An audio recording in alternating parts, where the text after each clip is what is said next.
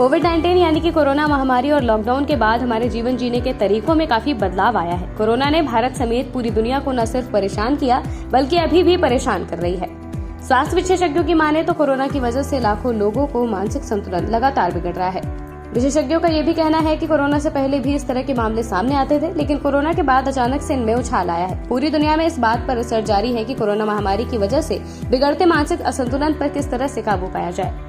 मानसिक स्वास्थ्य हर किसी के लिए महत्वपूर्ण है, लेकिन इतने महत्वपूर्ण विषय के लिए ना तो हमारी कोई तैयारी है और ना ही हम इस पर खुलकर बात करना चाहते हैं। मानसिक स्वास्थ्य पर बात करने से लोग अक्सर कतराते हैं और यदि कोई बात करना भी चाहता है तो ज्यादातर लोग नाक मुंह से कोड़ लेते हैं। सभी को यह समझना चाहिए कि जितना जरूरी हमारा शारीरिक रूप से स्वस्थ रहना है, उतना ही जरूरी मानसिक स्वास्थ्य भी है। अभी मानसिक स्वास्थ्य जागरूकता माह चल रहा है और आरोग्य इंडिया की कोशिश है कि मानसिक बीमारियों से जुड़ी तमाम जानकारियां आप तक पहुंचाई जाए। इसी कड़ी में आरोग्य इंडिया प्लेटफॉर्म से जुड़ी हैं डॉक्टर अदिति जैन। सबसे पहले आपको डॉक्टर अदिति जैन के बारे में बता देते हैं। डॉक्टर अदिति अलीगंज लखनऊ में एक न्यूरोसाइकियाट्रिक एडिक्शन मनोचिकित्सक के रूप में अपनी सेवाएं दे रहे हैं और मरीजों का उपचार कर रही हैं। 12 वर्षों से अधिक का अनुभव रखने वाली doctor Aditi the mind space clinic की मदद से तमाम मरीजों को उनकी समस्याओं से निजात दिला रही हैं। उन्हीं से जानते हैं कि आखिर इस माह का क्या महत्व है और मानसिक स्वास्थ्य कितना जरूरी है। सबसे पहले तो मैं आप सबको बधाई देना चाहती हूँ कि हम मेंटल हेल्थ अवेयरनेस मंथ को सेलिब्रेट कर रहे हैं। देखिए, मेंटल हेल्थ जो होती है वो बहुत ही ज़्यादा इम्पॉर्टेंट है आपकी ओवरऑल वेलबींग के लिए। ठीक है, अगर मेंटल हेल्थ आपकी ठीक नहीं है तो ना तो फिजिकल हेल्थ ठीक रहेगी, ना आपके रिलेशंस ठीक रहेंगे, आप प्रोडक्टिवली काम नहीं कर पाएंगे, प्रोडक्टिवली एक इंसान का जो कंट्रीब्यूशन होता है अपनी सोसाइटी की तरफ वो नहीं कर सकता है। तो मेंटल हेल्थ की इम्पोर्टेंस को हम कभी भी नकार नहीं सकते हैं। ठीक है, तो इम्पोर्टेंस तो बहुत ज़्यादा है, इसीलिए ये मंथ का सेलिब्रेशन किया जा रहा है, जिससे कि डिफरेंट टाइप्स जो इलनेसेस हैं, मेंटल इलनेसेस, या फिर कैसे इस चीज़ को बढ़ावा दिया जा सके कि लोग जो हैं इसके बारे में खुल के बात कर सकें, अपनी प्रॉब्लम्स को डिस्कस कर सकें। डॉक्टर अदिति से जानते हैं कि आखिर समाज में मानसिक स्वास्थ्य को लेकर कितनी जागरूकता है।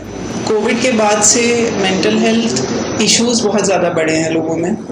ठीक है, मतलब एंजाइटी ले लीजिए, डिप्रेशन ले लीजिए और ओसीडी और तरह की बीमारियां ले लीजिए। लोगों ने जब देखा कि एक डॉक्टर को अप्रोच करके क्या डिफरेंस आता है ट्रीटमेंट में, और जो आपके रूढ़िवादिता वाले तरीके हैं या फिर जो एविडेंस बेस्ड तरीके नहीं हैं, उनमें से कुछ भी कारगर नहीं है।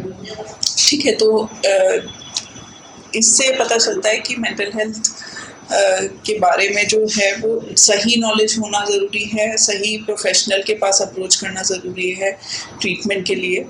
तो ये डिफरेंस आया है कोविड के बाद से, लोग जागरूक हुए हैं, अपनी प्रॉब्लम्स को डिस्कस करने लगे हैं, मेंटल हेल्थ को भी एक प्रायोरिटी देने लगे हैं, और जिस तरह से फिजिकल हेल्थ पे वर्क करते हैं, मेंटल हेल्थ की तरफ भी लोग जागरूक। मेंटल हेल्थ प्रोफेशनल्स किस तरह से काम करते हैं, मरीजों का उपचार किस तरह से होता है, ये भी जानना जरूरी है। मेंटल हेल्थ प्रोफेशनल्स जो हैं वो सिर्फ डॉक्टर्स नहीं हैं, उसके अलावा आप देखेंगे साइकोलॉजिस्ट हैं, ठीक है, काउंसलिंग साइकोलॉजिस्ट, क्लिनिकल साइकोलॉजिस्ट और साइकियाट्रिस्ट, ये सारे लोग मिलके मेंटल हेल्थ प्रोफेशनल्स कहलाते हैं।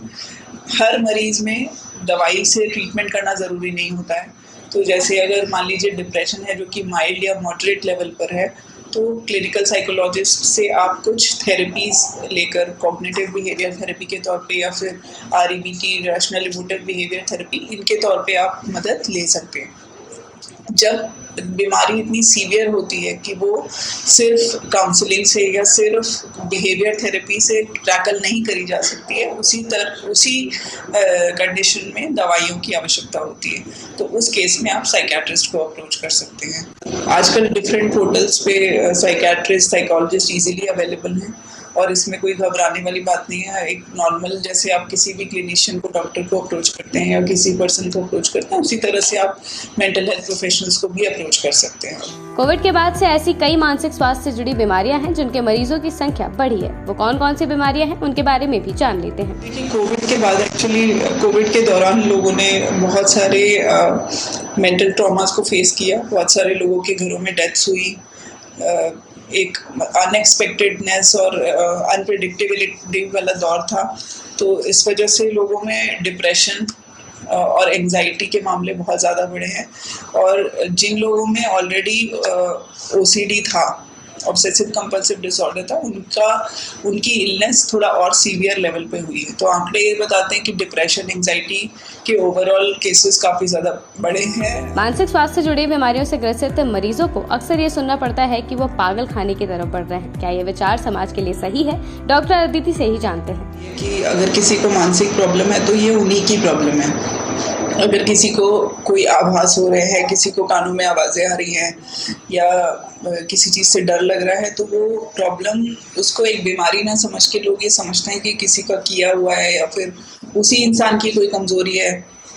तो इस भ्रांति के चलते होता क्या है कि लोगों के घरों में ऐसे मरीज होते हैं तो वो उनको छुपा के रखते हैं, या उनको जितनी अपॉर्चुनिटी मिल सकती थी या ट्रीटमेंट मिल सकता था वो मिलता नहीं है। तो इस मेंटालिटी को चेंज करना बहुत ही ज़्यादा ज़रूरी है। घरों घरों में जाके ये अवेयरनेस फैलाना कि मानसिक बीमारियां क्या होती हैं, उनका इलाज हो सकता है। और अगर एक इंसान मानसिक रूप से प्रभावित हो चुका है तो इसका मतलब ये नहीं है कि वो एक पूरी ज़िंदगी उसकी ख़राब हो गई। वो एक अच्छी क्वालिटी ऑफ लाइफ जी सकता है। ठीक है।